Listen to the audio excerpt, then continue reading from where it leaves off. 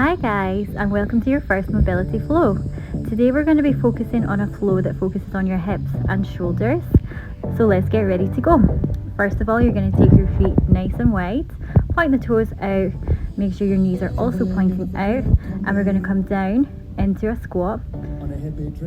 Let's get ready. So fingertips tap the floor, arms come up above the head.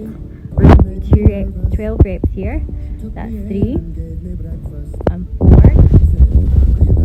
5, 6, 7, 8, 9, 10, and 2 more, and last one. Awesome. Okay, from here we're going to come down into kneeling. Hands underneath shoulders. We're going to take one foot out to the side. This is going to be an inner thigh stretch. We're going to send the hips back for 3 reps. 2 and 3. On the third, we're going to lift the chest, and then we're going to externally rotate the foot out to the side and sit back onto our heel. So we'll repeat that 5 times on each side. We rock back and forward, back and forward. One more time, back, lift the chest, externally rotate and sit back onto that heel. Awesome stuff.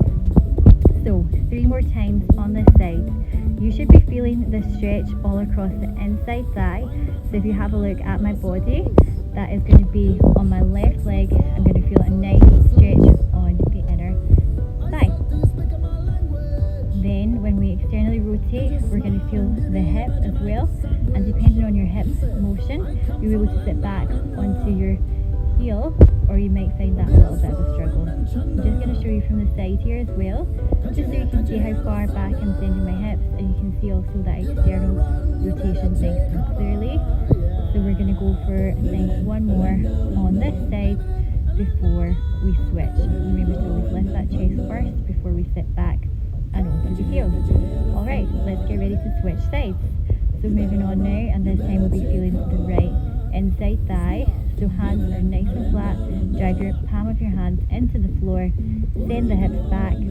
Feel the stretch, and now we externally rotate. And what you might find is that one side might feel easier than the other. For most people, it tends to be a tighter left side. So let me know in the comments how you got on with this particular move. Alright team, so looking good. 3 rocks back and then 1 rotation.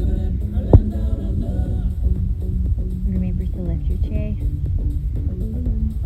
Okay, we're going to do that 2 more times on this side, and again I'm just showing you from the side so you can see what that looks like. Send the hips back and rotate. Lovely. Okay, last one. Perfect. Awesome team. So one last time, rotate, sit back onto your heels, and then bring your knees back into center. So from here, we're moving into a scorpion twist. You're going to take your right hand out to the side, press your left hand into the floor, and kick your left leg over. We're going to alternate between left and right.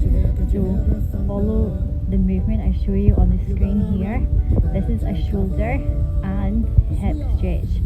So as you straighten out that arm, you're bringing the elbow bent and you're pressing into the heel of your hand to feel the opposite side, chest and shoulder. If you really push the body away from the floor, that will allow you to feel that stretch even more. As you kick your heel up and round, you're trying to make sure that you push your knee laterally out to the side and that your heel is nice and flat as well. So in total we do 12 alternate reps. You can take this at your own pace, or you can follow me as we go. From here, we're going to sit back onto our heels. Try and untuck your toes if you can, so you get a bit of an ankle stretch, but we're focusing on the shoulders here. We want to make sure the shoulders don't shrug up too high. So we start by fingertips facing the floor, and then we bring the elbows up. We externally rotate to the sky, bring the arms up above the head, and then slowly bring them back down. So it is a full shoulder rotation, starting from the floor. So I'll talk you through again as we do this here. So start fingertips on the floor, drive the elbows to sky, bring the wrists up to shoulder height, and then reach above the head, making sure you keep your traps down. Awesome. It's harder than it looks. You also want to make sure that you are not using too much of that neck. So trying to keep the shoulders pinched down as you do this move. Just showing you from the side so you can see that I'm sitting back onto my ankles. If you have tight ankles, this is a great way of stretching them off as well.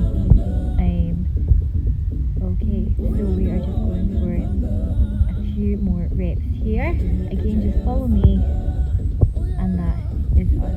So next move, we're going to come into a quadruped external rotation. So hands are in that tabletop position, knees stacked underneath the hips, and we scoop the belly in.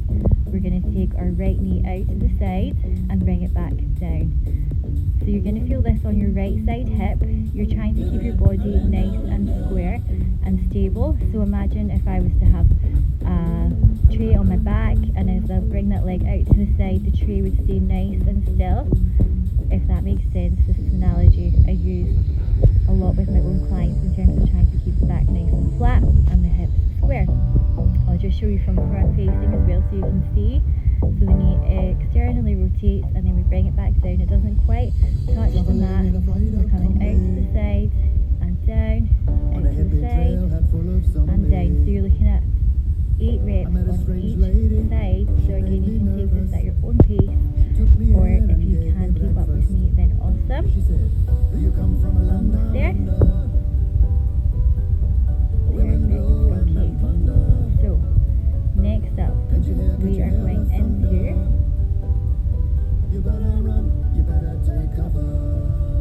this is puppy pose. Okay. So the puppy pose, we start in a kneeling position. Our arms are straight out in front, and the aim of the game here is to get that chest touching the floor along with your nose.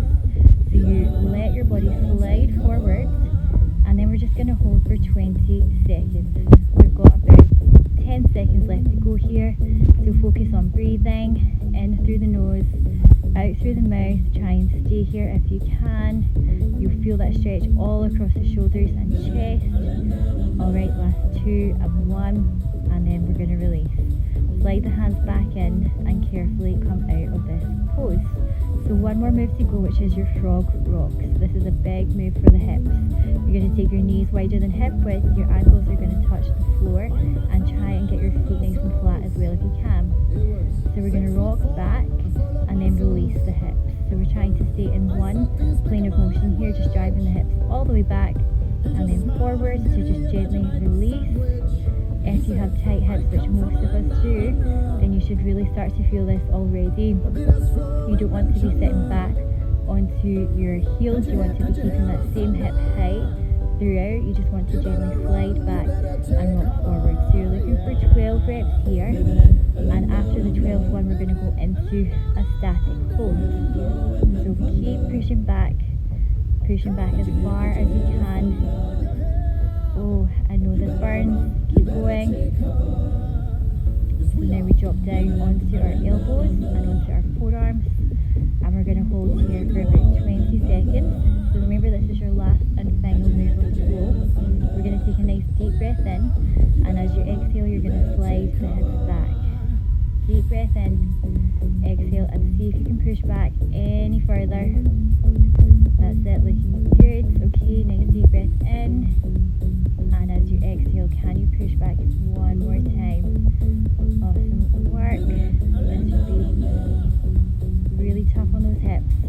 So gently step your knees in now, and massive well done, everybody. Thank you so much for joining. Well done for completing flow number 1.